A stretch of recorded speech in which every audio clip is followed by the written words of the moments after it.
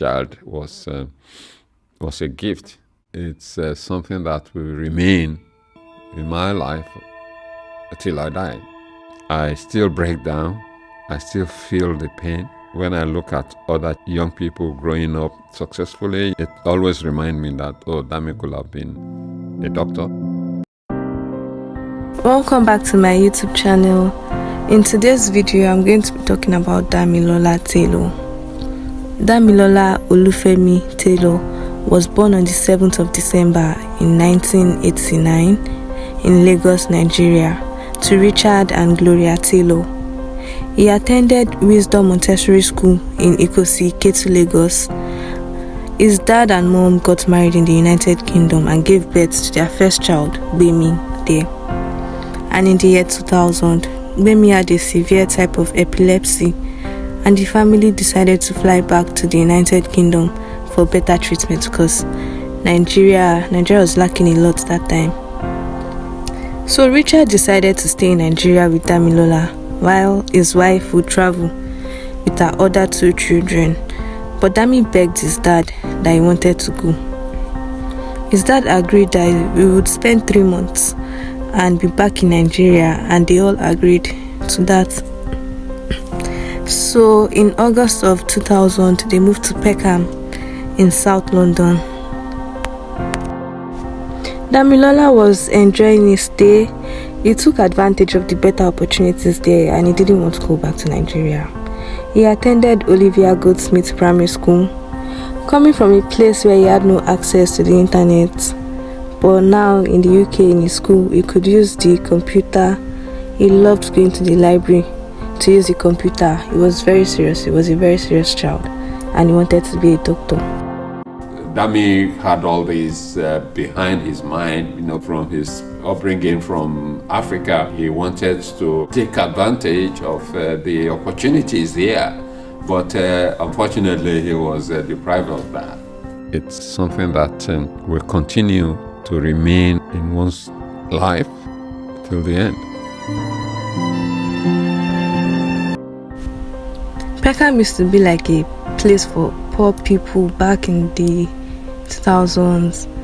It's like the people that live in Peckham then, there were people that they were not earning up to the minimum wage, so they saw Peckham as just one poor area. But comparing Peckham to where Damilola was coming from, Peckham was far better in that year. And now Peckham is better now. But things were not that easy for them when they got to the UK. Damilola's mommy had to get a job to pay bills and other things. But Damilola, on the other hand, in school, he was getting bullied. He had an African accent, and then he was a very serious student, so that singled him out. Everybody wanted to pick on him. But I'm very sure it's mostly because of his accent. But Damilola didn't tell his mom about it because she was so scared that she was going to send him back if he could not cope. But his mom found out somehow. He was involved in a fight at school, and his mom had to come to school to talk to the teacher about how he was being bullied. And on the 27th of November 2000, his mom came to the school, and the head teacher reassured that she was going to fix things. Gloria left Damilola at school that day, and she was expecting him home later, but he never showed up. The famous actor John Boyega, that we all know now, went to the same school with Damilola. They were very close. He used to take care of Dami, take him to school, go to the library with him, take him back home. Sometimes watch him in his house if his mom was not around. So later in the evening that day, John, Damilola and Grace, John Boyega's sister, they all went to the library. Damilola, seen here with 2 other children, spent around 45 minutes inside Peckham Library. Police aren't sure what his exact movements were after that. At 4:51 p.m, they all left the library, and John Boyega said he wanted to walk Damilola home, but Damilola said it's fine, that he would be fine getting home by himself. No, that was the last time we would see Damilola. Monday, he was jumping happily from one stepping stone to another. These pictures of Damilola were filmed just an hour before he was murdered. The 10-year-old was wearing a silver puffer jacket as he walked into the library. There were so many other people in the square that police say someone must have seen him.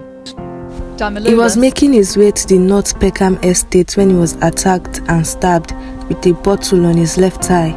Regardless, he still made his way to the top of the stairwell in pain. A man going that way noticed blood stains on the stairwell, and he said the thing got bigger as he was going higher in the stairwell.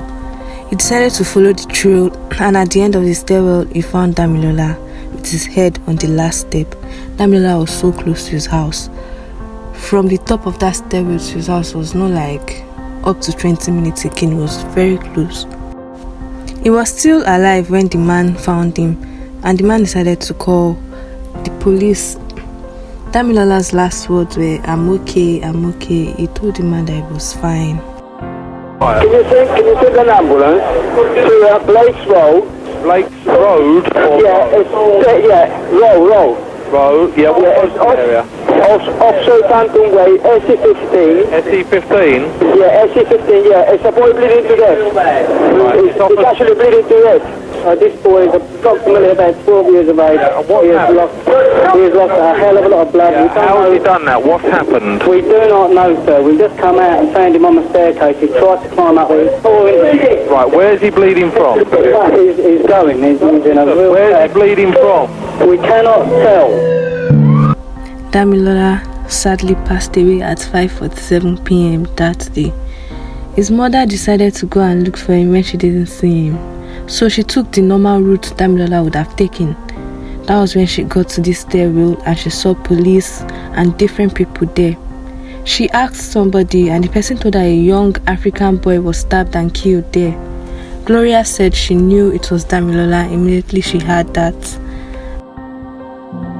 The pain that you bear in mind that Damilola had to go through in that stairwell, it gives me, that pain. I bear that pain. Richard was called the next day in Nigeria and they told him straight away. They just told him that Damilola went to school. He didn't come back home. Damilola is dead.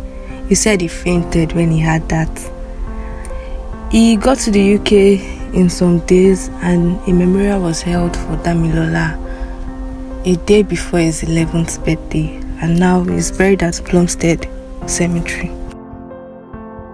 Damilola's death was both national and international news. Everybody wanted to know what happened to him that day. Doctors said he could have stepped on the glass and then it would have still led to his death because there was no other evidence in the area. The bottle was still there, but nobody's blood was on it except from Damilola's blood. No CCTV was around the area he got stabbed, so nobody knew.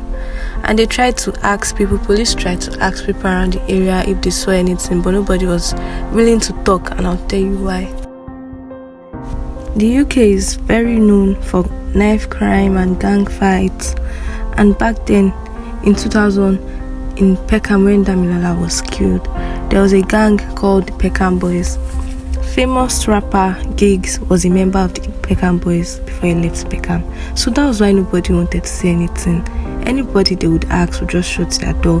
They were too scared until a 14-year-old decided to.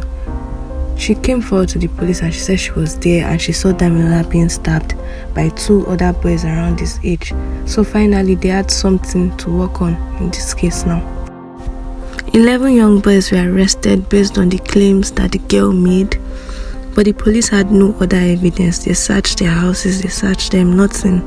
They didn't find anything linking them to the case, and the judge decided that he could not use that witness claim that she was just 14 years old. And then the judge felt she was doing it for the money. There was a £50,000 reward for anybody that comes with anything useful. So the judge said she was just doing it for the money, and again she was 14. The case didn't move forward until after 6 years. After 6 years, the killers of Damilola Taylor have finally been convicted. His parents say it's a great comfort that justice has now been done. No verdict can ever return our son to us. It was 2 young men who grew up on the North Peckham estate that are in court now accused of killing Damilola. The third trial began on the 23rd of June 2006. The two defendants were both over 18 now and could be named as brothers Danny and Ricky Preddy. After previously being acquitted of murder, they were about to face a trial for manslaughter. There's a difference between murder and manslaughter. Murder is like when you have the intention to kill somebody, like you've been planning it, and then you guys just have an issue. But like you've been planning to kill somebody, maybe stalking the person and all those type of things. But manslaughter is like a fight that was not supposed to lead to anything, just led to somebody dying. That's what manslaughter is. So the police believe they were trying to rob Damilola. They tried to steal his jacket from him. Then they saw the bottle there, then things just escalated and they stabbed him and they left. That was what the police believe, and that's what I believe too, because they don't even know Damilola from anywhere. Why would they want to kill him? And initially, Danny and Ricky were arrested with those 11 gang boys. They were arrested, but all of them, they set all of them free. But after 6 years, they found out more evidence. They found blood on one of, I think, Danny or Ricky's shoe, and then they tested and it was Damilola's blood. They were both 12 and 13 at the time of the murder, and when they were found guilty, they were sentenced to 8 years each at a youth custody. But I can tell you they didn't spend their full sentence. Danny was released in 2010, Ricky was released in 2011. They didn't complete their sentence. We were able to get justice done. After that, there has been so many stabbings. The police will not have time these days to carry out intensive investigation because of the lack of funding. Some of them are still pending, inconclusive. They can't find the killers. Such parents, they become disillusioned about this. So it gives them such nightmares. Going into Peckham is a big problem for me to bear because of the memory. Although Peckham has changed, for good. What we really want is for young people, other young people growing up, to remember he was an innocent young boy who was trying to settle down in the UK, but he was deprived of his life. So the legacy we want is for those young people to provide them a foundation, a background to better their life.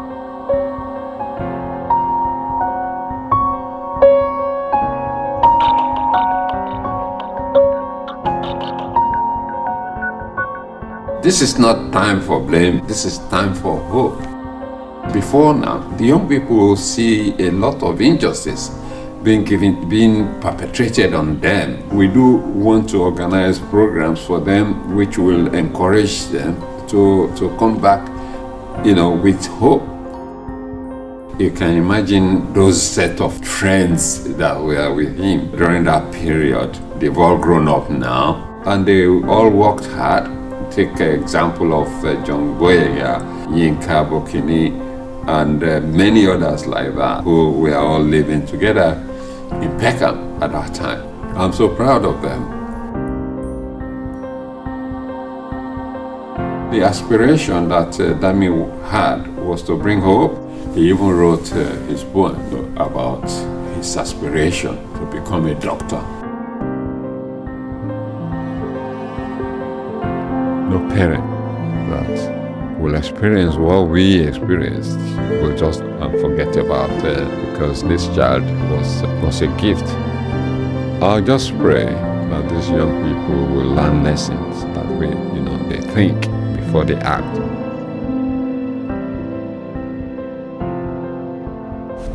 Damilola's mom passed away in 2008, but his dad is still alive. He has a center in the UK now that tries to help with victims of knife crime and other related things. But that's all I have on his case. The murderers are free. They're not really free. They're always in and out of prison. That's just how they are. They are just dangerous. But that's all I have on the case. Thank you for watching.